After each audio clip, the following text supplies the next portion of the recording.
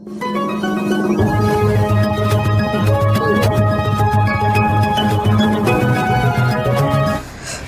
शहर उत्तर विधानसभा मतदारसंघात निवडणूक आयोगाच्या राष्ट्रीय कामात कसूर केल्याप्रकरणी एक मोठी कारवाई करण्यात आली आहे।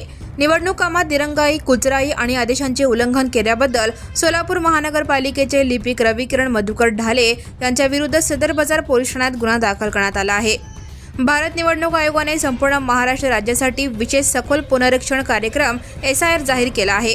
27 जून 2026 रोजी सोलापूर शहर उत्तर विधानसभा मतदारसंघाचे सहाय्यक मतदार नोंदणी अधिकारी रामचंद्र साहेबराव माळी यांच्या कार्यालयातून लिपिक रविकिरण ढाले यांना मतदारांना वाटप करण्यासाठी एन्युमरेशन फॉर्म ताब्यात घेण्याच्या सूचना देण्यात आल्या होत्या।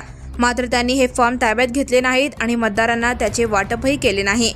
संबंधित निवडणूक अधिकाऱ्यांनी तसेच पर्यवेक्षक RS हेगडे यांनी रविकिरण ढाले यांच्याशी फोनद्वारे वारंवार संपर्क साधण्याचा प्रयत्न केला, परंतु त्यांचा मोबाईल फोन बंद आढळला। ते कार्यालयात आणि घरी देखील उपस्थित नव्हते। या गंभीर व बेजबाबदार वर्तनाबद्दल त्यांना 1 जुलै 2026 रोजी कारणे दाखवा नोटीस बजावण्यात आली होती, परंतु त्यांनी त्याचा कोणताही खुलासा सादर केला नाही। निवडणूक आयोगाच्या अत्यंत महत्त्वाच्या राष्ट्रीय कामात अडथळा आणल्याच्या आणि कर्तव्यात हलगर्जीपणा केल्याचे निष्पन्न झाल्याने मतदार नोंदणी अधिकारी तथा उपजिल्हाधिकारी अमोलसिंह भोसले यांच्या मंजुरीने ही कारवाई करण्यात आली।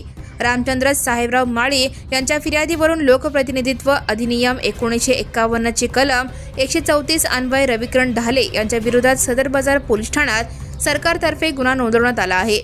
या प्रकरणाचा पुढील तपास हेड कॉन्स्टेबल संतोष मोरे करत आहेत। Now and press the bell icon. Never miss a